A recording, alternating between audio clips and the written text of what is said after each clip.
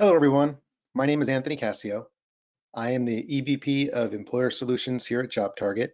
First, I want to thank you all for joining us today. I'm pleased to be hosting today's presentation on understanding your OFCCP obligations and risks. With me today, I have Christie Koile. She is the PHR product manager with our longtime partner, Deltek. We are also joined by today's guest speaker, Tim Trittin, who is Senior Manager of HC Compliance IT Services and Company at PricewaterhouseCoopers.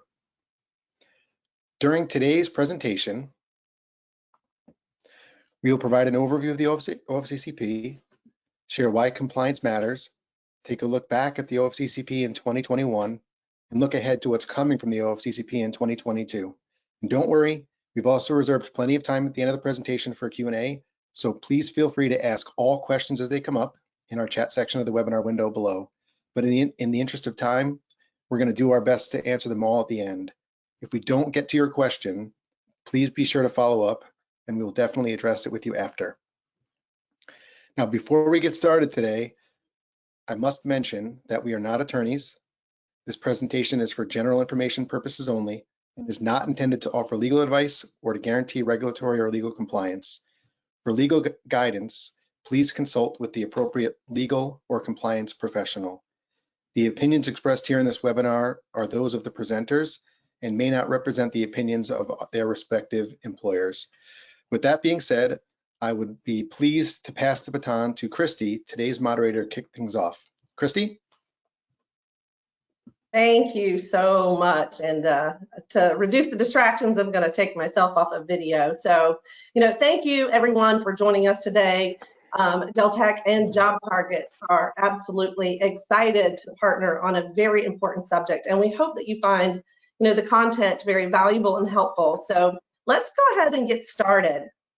So Tim, what is the OFCCP and why do federal contractors and subcontractors need to care about it? Well, the OFCCP is the Office of Federal Contract Compliance Programs. It's part of the Department of Labor. It is kind of the regulatory body for federal contractors or subcontractors, or companies doing business with the federal government. It's important because the OFCCP can issue violations. They can pull contracts. If the violations are serious enough, there can be monetary ramifications if they find some issues, and they can even issue debarment where your organization can't bid on any new federal contracts for a typically fairly long period of time. So what does OFCCP do? They really are there to make sure that federal contractors, subcontractors don't discriminate based on national origin, disability, race, color, sex, sexual orientation, gender identity, religion, or status of a protected veteran. Great, thanks, Tim. So you've explained, what OFCCP is. How does this differ from EEOC laws that, all organizations doing business in the U.S. are required to follow? It's very similar. So OFCCP really just regulates the federal contractors and federal subcontractors, where the EEOC really handles any discriminatory concerns for all employers. So some of the minor differences is the OFCCP do conduct these audits, and they can issue monetary violations for when conducting these audits, where the EEOC is really they intake complaints from might be employees, former employees, job seekers, things like that of employers. So they're not necessarily doing ongoing audits and investigations. The investigations really entail when they start getting these complaints coming into their system. So although different, they certainly work hand in hand. So, again, appreciate you explaining those differences. What can you tell us then about OFCCP's fiscal year 2021, Tim? Yeah, so it was a pretty good year for the OFCCP. A little over 26 million in monetary relief to class members. And what I mean by class members, so it could be current employees, terminated employees, job seekers that receive some type of monetary relief. Usually that's like some sort of back pay with interest, things like that. Total evaluations, a little over 1,200. And the number of workers in those facilities reviewed, almost 750,000. So, that's a lot of workers in just over 1,200 facilities.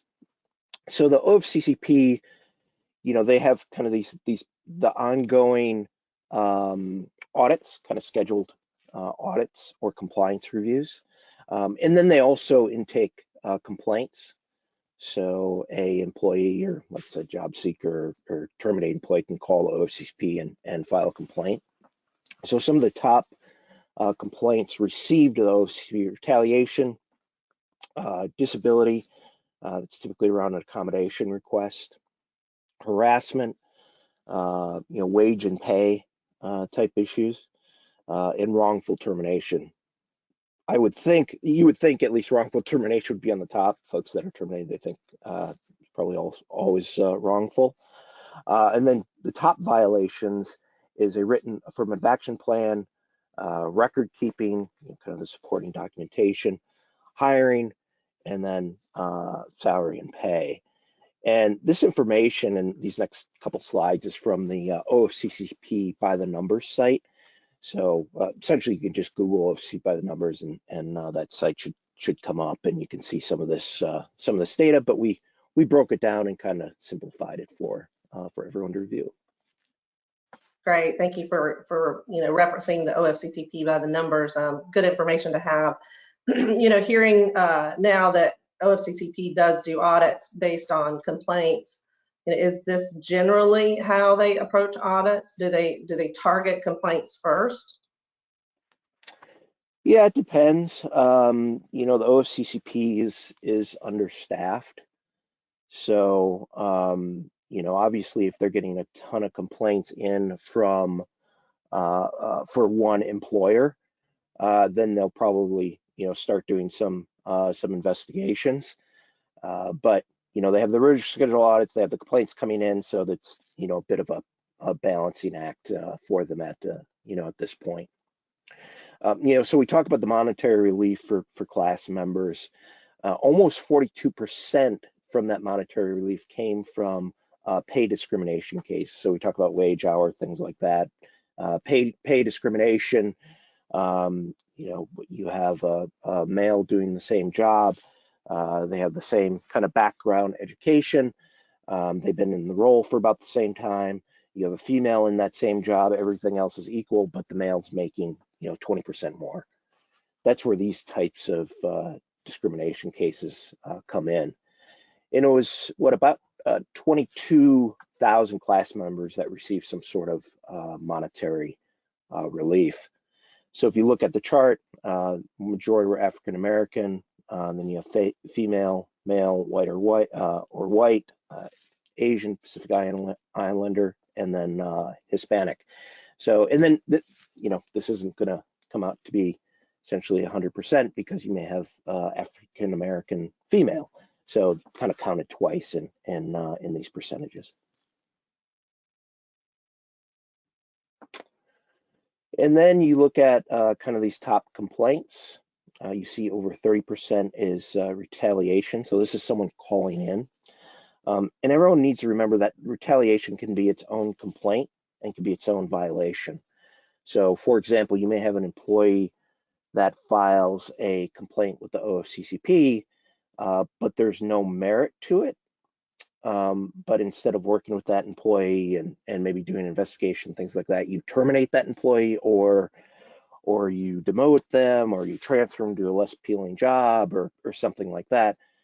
Now you essentially have a separate violation. Even though that first one may not have merit, that retaliation can be its own separate charge. So please, if someone does have a concern, take your time, do your investigation, keep the lines of communication open with that employee, and please don't retaliate. Accommodation, that's reasonable accommodation. Someone wants some sort of reasonable accommodation. So that's what, about 24% harassment. That's a pretty broad term. Everyone thinks about sexual harassment, but there's other types of harassment and bullying and things like that. Wage, pay, that's once again kind of that pay discrimination and termination. But the actual top violations through compliance reviews, so these are scheduled reviews, is no affirmative action plan. So a lot of violation of no affirmative action plan.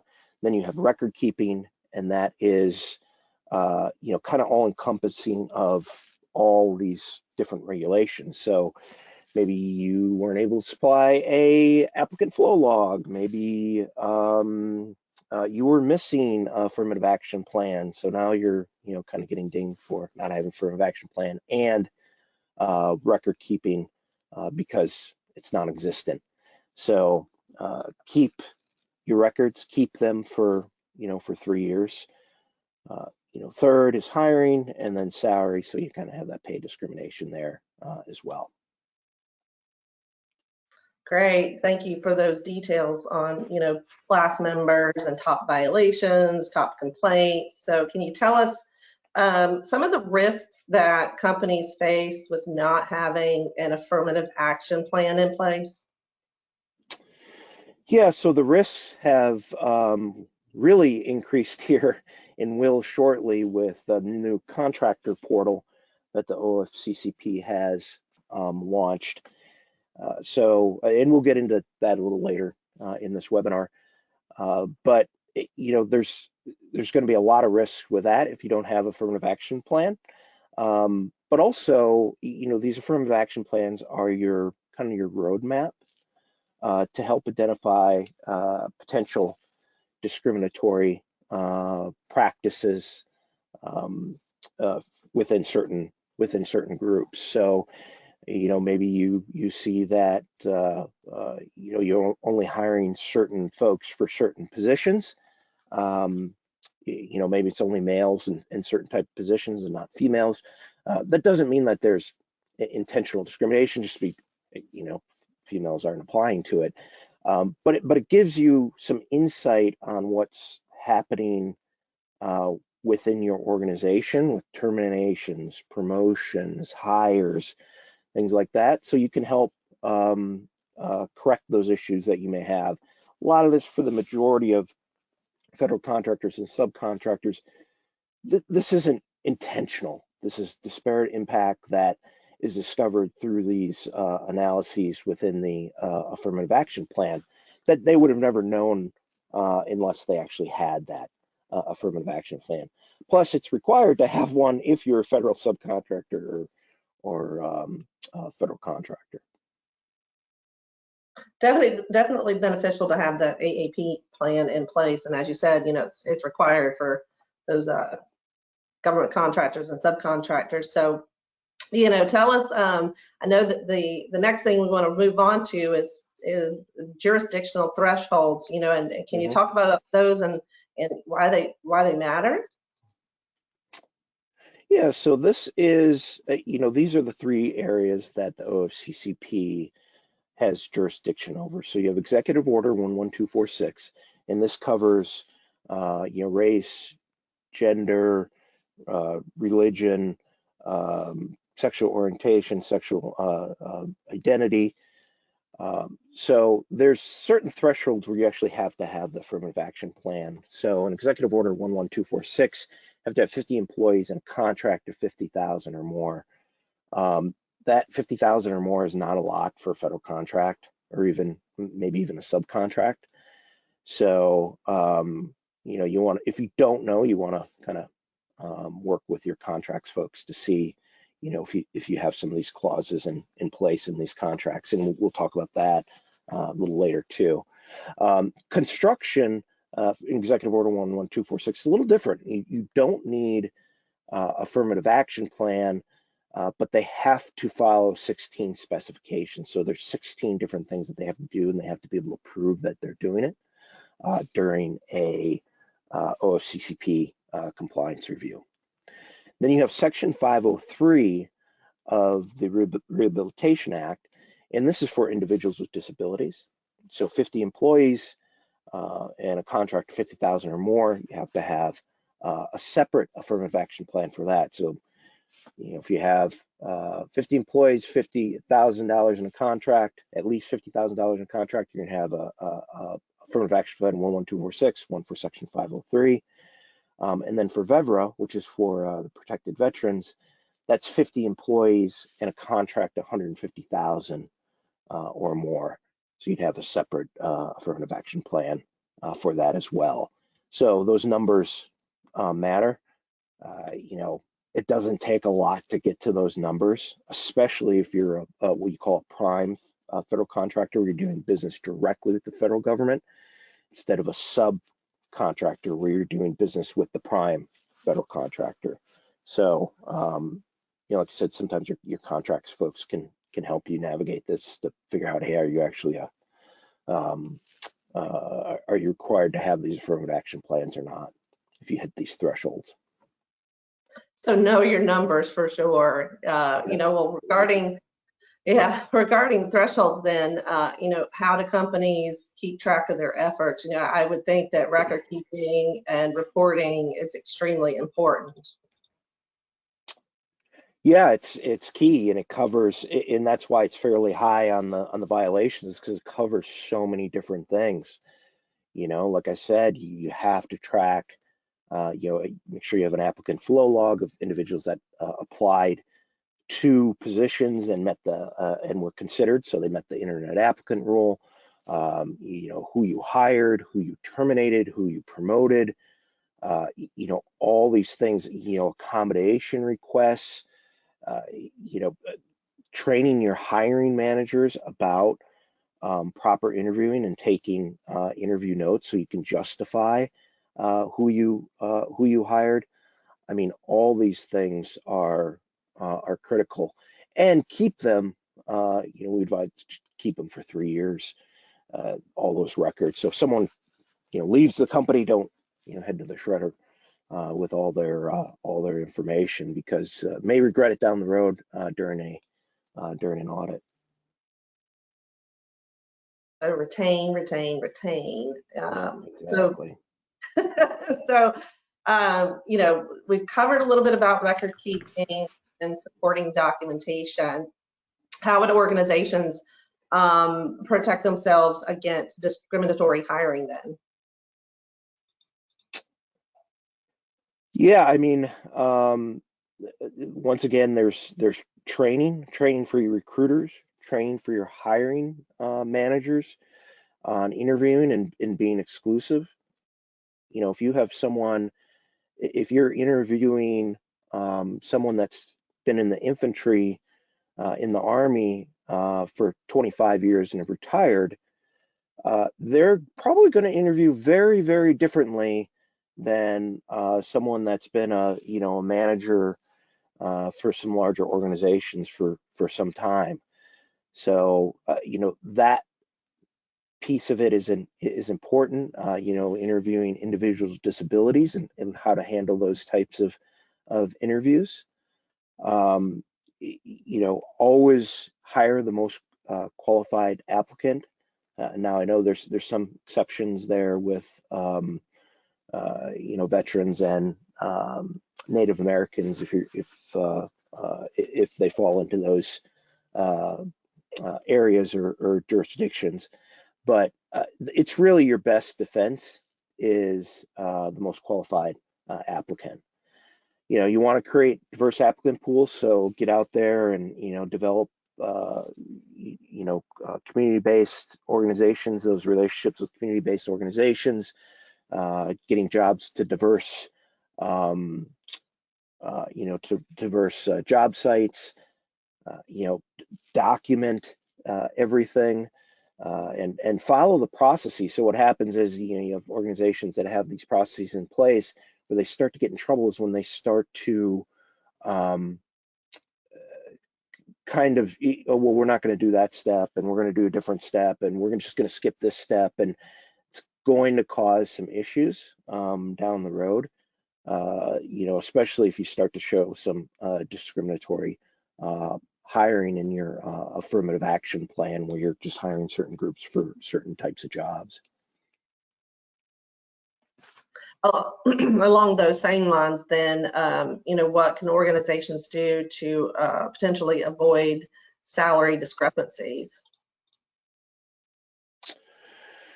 Yeah, I mean, this is, this is a tough one, and this is definitely something the OFCCP is focused on, salary discrimination and inequities. So, one, you want to be able to document kind of what your salary practices are. And what that means is, okay, for these types of job groups, and maybe in this region, this is our salary range, and then stick to that, because what'll happen is, you always have exceptions, and sometimes those exceptions can start to run away with the employer, because the exception starts to then become the rule, and then it's definitely gonna cause some problems for you. And when you look at when you do compensation analysis, look at all compensation. So if you got folks in the same position, they've been there about the same amount of time. If you have annual bonuses, how come one's getting 10,000 a year and the other one's getting 20,000 a year?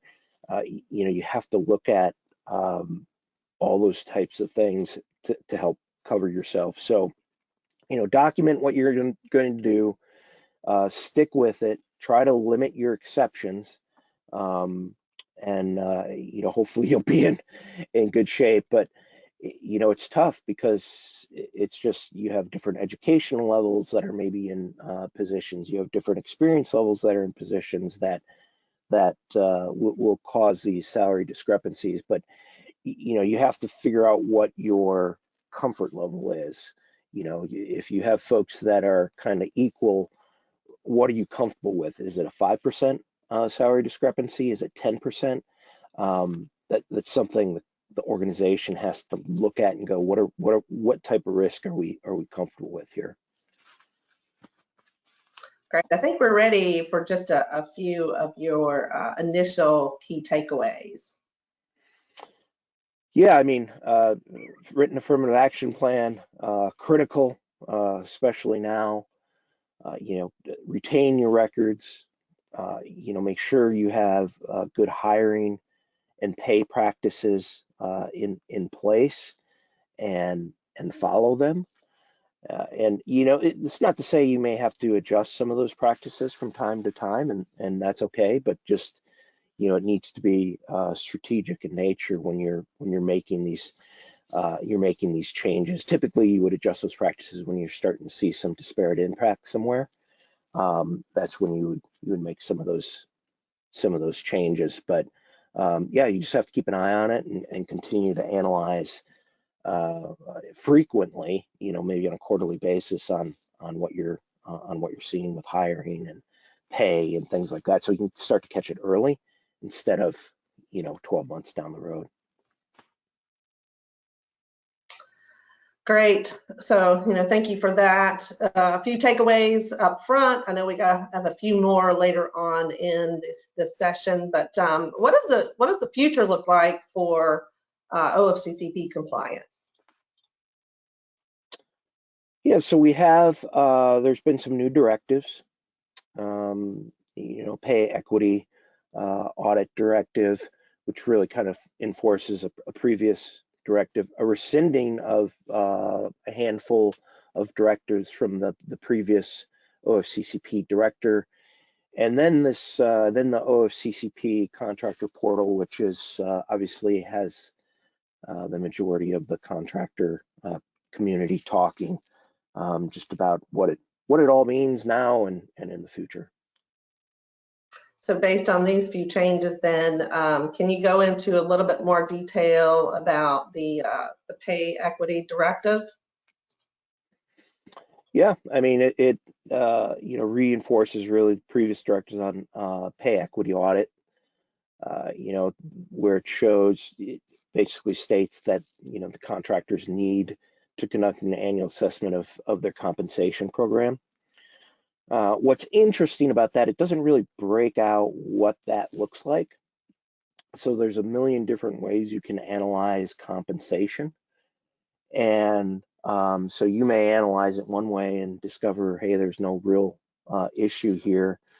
But the OFCCP may analyze it another way and find out, yeah, we have a little bit of a problem here. So hoping at some point the OFCCP can actually provide the directive of what type of assessment they actually want to see from these federal contractors and subcontractors. Talked about clarifies OFCCP's authority to request and contractors' obligation to provide the results of the assessment. It did go a little bit into attorney-client privileges, but we'll see how that all plays out as well. So some of the questions typically get is, when will OSP request 217 compensation assessment? And generally, this is during a desk audit reveals maybe some pay disparities with the analysis that they run. And, what they'll start to ask for is additional information, prior education, experience, maybe interviews, and then ask for the results of that pay equity audit in general. So the OFCCP, if they discover something, we're going to start to dig in and start asking for additional information. And this is, they're looking for indicators of pay discrimination, promotion or assignment discrimination, steering of certain groups into certain maybe low-paying positions. So that's what they're trying to get at. So they'll just keep on digging until they're satisfied, or when they think they may have a case. Thanks, Tim. We appreciate you touching on some of those kind of questions and key points on pay equity directive. So are there any other changes that the OFCCP regulations our listeners should be aware of? Yeah, so we have the rescission of some of these other directives from the previous OFCCP director. So the contractor recognition program, they basically said that's not really needed. Transparency, OC compliance activities. This was more, I think, COVID driven on some of this. It was, some of this had to do with some extensions, and I think the agency was really trying to become more, initially at least in 2018, more employer friendly.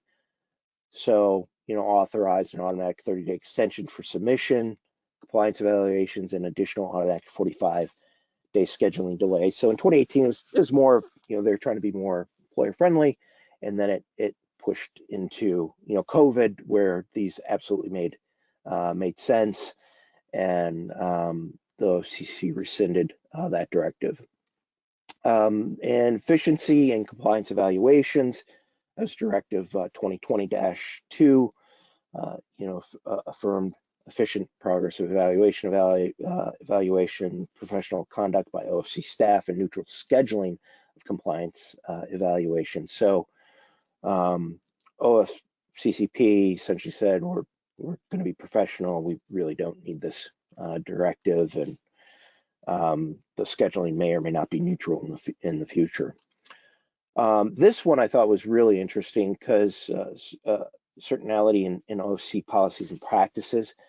So this committed the agency to this ongoing review on at least an annual basis of all its policies and practices.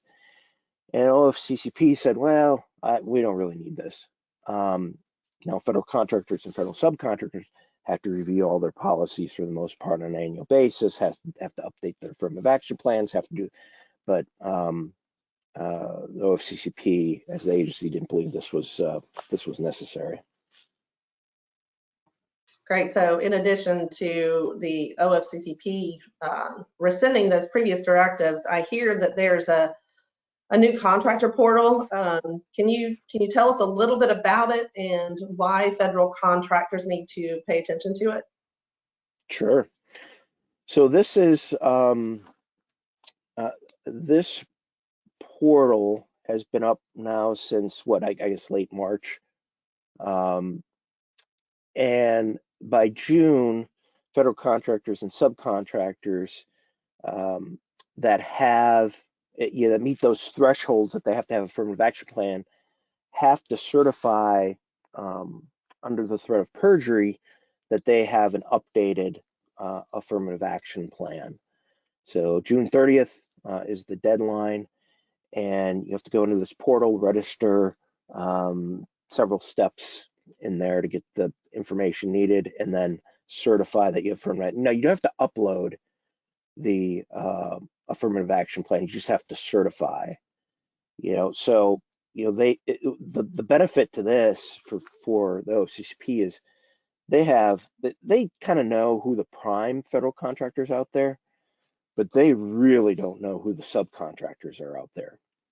So now they're getting this big database where federal subcontractors are coming in and that they didn't even know existed, and they're certifying within this portal.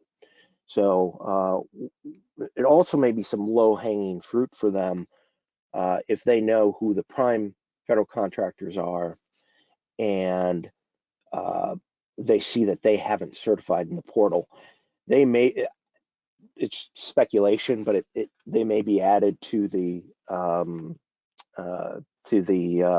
audit list, or at least the algorithm for upcoming audits. So yeah, that June 30th date is quickly approaching. So our webinar participants, if they hadn't certified, need to be made aware of that date. We're only 6 weeks out. So yeah, Tim, go ahead. I've been hearing there's been some technical issues with the portal as well. So I mean, it'd be nice if they issued an extension, just because there have been technical issues. I don't anticipate it, but we can hope that there'd be a little bit of an extension, at least for some of those federal contractors that haven't been able to access it, or there's been other technical issues. Fingers crossed for sure. So we're going to wrap up a little bit here shortly. Do you mind covering, kind of summarizing or covering a few additional key takeaways our listeners should remember? Yeah, I mean, OFCCP continues to focus on, pay equity and trying to look for these pay disparities. Even 3-4 years ago, I think they've struggled with that to find these pay disparities. I think they have a fairly good system in place now. As you can see, 42% of all the monetary relief came from the pay disparity violations. So I think they have a good case at this point and a good process to discover these.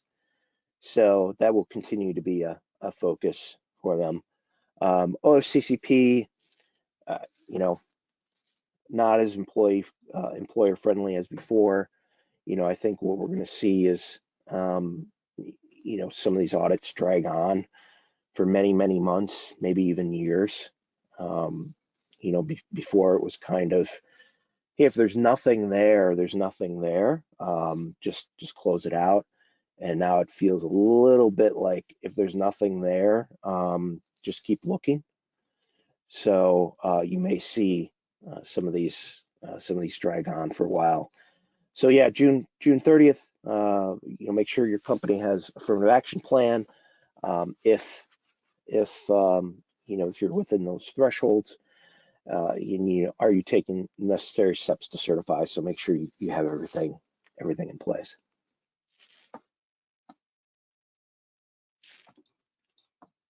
Tim, thank you so much, for your insight into OFCCP regulations, how it differs from EEOC, and the importance of having an AAP plan in place. And additionally, why it's imperative to really keep accurate records. So I'm one of the Deltek talent product managers, and as a partner with JobTarget, I wanted to quickly speak to our solution. Deltek Talent Management offers, much more than just individual modules broken up, from our recruiting, core HR, performance and development.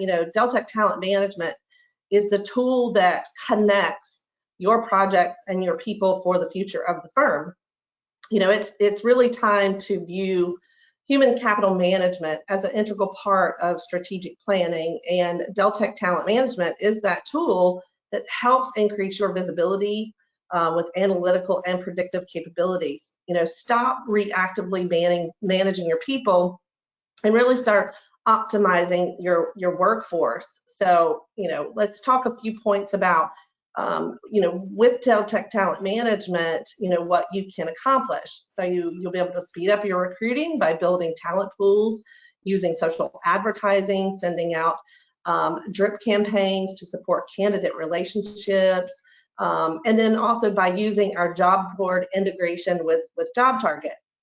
Our integration with JobTarget is going to give you that reassurance that you are staying OFCCP compliant at all times by posting jobs directly to appropriate job boards. Additionally, you'll be able to stay competitive by speeding up the applicant review processes with automated workflows, filtering tools. You'll have actionable dashboards that'll help your hiring managers quickly review the information they need to make the best possible hiring decisions. You'll have the ability to streamline your onboarding by automating administrative tasks and get your new hires onto billable projects faster than ever. Talent management helps you to identify skill set gaps in your succession plan and mindfully preparing your workforce for advancement. You'll easily be able to identify successors based on required skills and competencies, job experience, and potential. So, to wrap it up, Deltek Talent Management really is a holistic solution that can meet all of your ACM needs. So with that, I'm going to turn it over to Anthony. Well, thank you so much, Christie. And as I mentioned earlier, JobTarget is proud to be a longtime partner of Deltek. And as an organization, we integrate with most applicant tracking systems to help organizations advertise their jobs and recruit the right talent. Everything from programmatic job advertising to recruitment compliance, we leverage automation data, years of industry experience to get jobs in front of the right candidates efficiently and effectively. This allows our employers and recruiters to focus more on hiring and less on tedious manual tasks. So if you or anyone in your organization would like to learn more about how either JobTarget or Deltek can help meet your recruiting or compliance requirements, please just leave a note in the chat and we'll be happy to speak with you. So folks, we are now open for questions. I've been collecting questions along the way. And the first from our audience is, this is for Tim, and thank you for everything, Tim. Do all OFCCP violations have a fine attached? No, they don't. So there's monetary violations, and then there's non-monetary violations. So the monetary violations usually come into play when there is usually back pay or catch-up pay or something like that that is needed, plus with interest. So if they find maybe pay disparities and maybe individuals should have been at a certain rate 2 years ago, there'll be kind of a catch-up to bring them up to where they should be, and then get them so they kind of start fresh with that. Or if they find that if if they have, trying to think other pay disparities, typically maybe it's hiring, maybe required to hire some folks back, maybe it's wrongful termination, things like that is where you would see some of the monetary violations. Now, the non-monetary violations may come into play where, let's say you don't post your jobs to the state workforce agencies, you're not tracking, all your hires properly, you're not tracking your outreach properly. Now, you may not be paying money out directly, but you're probably maybe additional headcount now, maybe additional software, maybe additional, all these other things, and additional reporting to the OFCCP for the next year or two, which, obviously you don't want to be under the microscope for a year or two. So this is, even though you may not be paying anything out in the non-monetary, it is definitely gonna cost the organization somehow, some way. Perfect. Thanks, Tim. We've got a couple of questions around the portal. So I'll ask them both at the same time. So first is, do all federal contractors and subcontractors need to certify on the portal? And related to that, we've got a question from one of our participants also.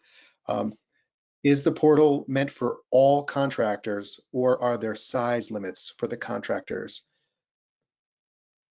Yeah, exactly. So let me answer the first one. So this is for supply, the certification for supply and service contractors only right now. So it does not apply to construction federal contractors or subcontractors. I'm going to guess that's coming. It's just not there right now. Yes, you do need to certify if you meet the threshold. So if you remember, for Executive Order 11246 and Section 503, it's 50 employees and a contract of at least $50,000 or more. And for VEVRA, for the veterans, it's 50 employees and contract $150,000 or more. So, if you hit any of those thresholds, and yes, so if you have 40 employees and a $75,000 contract, you're still not required to have affirmative action plan. So, but if you have, if you meet those thresholds, yeah, you're going to have to certify. Perfect. Thanks for clearing that up for us, Tim. So we've got another question from the audience.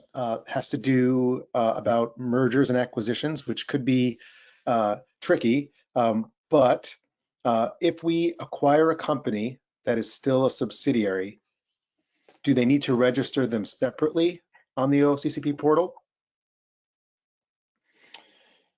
Yeah, that's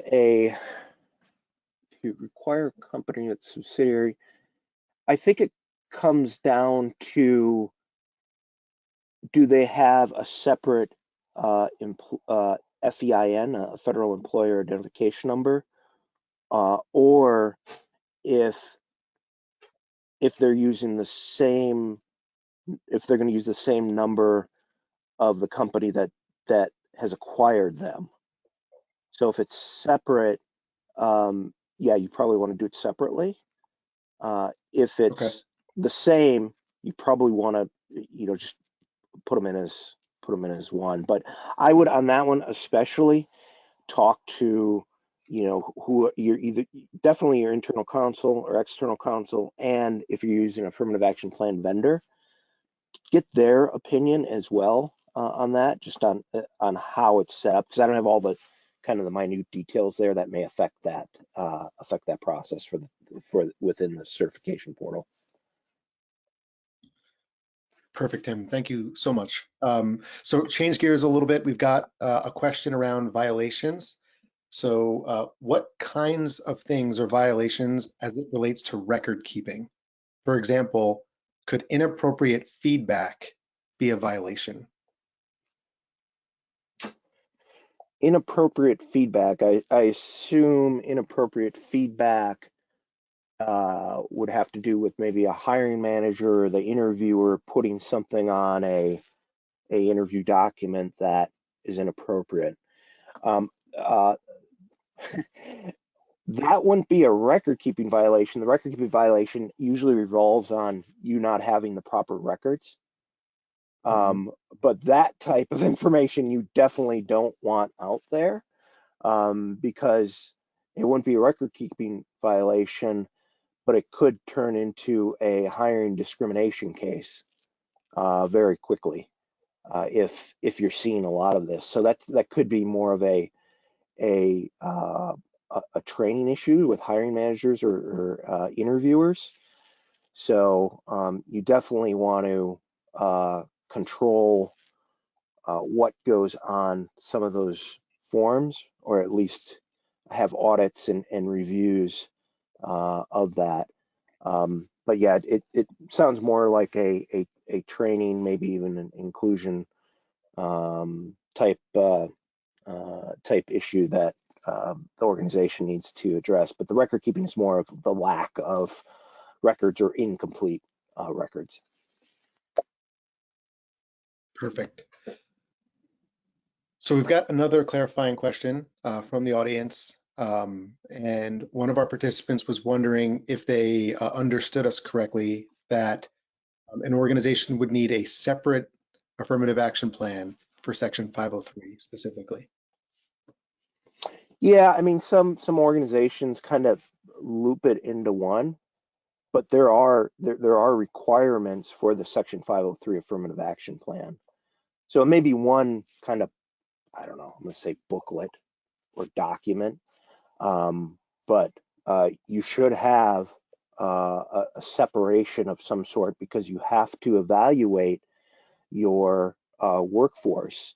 So the Section 503 affirmative action plan will have, look at job group and how many have identified as an individual, self-identified as an individual with disability. And the OFCCP wants to see 7% per job group. Now, how you break up that job group's up to you. If that's like all IT and all administrative and executives and things like that, that's up to the organization. But you have to do that analysis, otherwise you won't know. And that's the same with veterans. And you have to, for Section 503, you have to present the disability form, a self-ID form, as essentially as is, how the OFCCP wrote it, to job seekers, and then you have to present it to them again after post offer, before they start their tasks or activities, and then again every 5 years of employment for that employee. What we see is a lot of companies, you just kind of do it every year. You just send that self-ID form out every year, because disability is one of those things. You're fine now, you get in an accident tonight, and you instantly have a disability. So that's why the OC wants to see, you continue to send those forms out to catch any of those individuals that didn't have a disability before, but now do self-identify as such. Perfect. Well, folks, that's all the time we have for today. Everybody, I just want to thank you all for joining us, especially Christie, our moderator, and Tim, our guest speaker, and all of you that joined us. We hope that you've come away with a much better understanding of the role, the OFCCP, and its importance within your organization. Again, if we didn't get to your question directly, or if you prefer to ask in a one-on-one setting, please feel free to drop it in the chat or contact us directly. And again, we'll see you all soon. Thank you.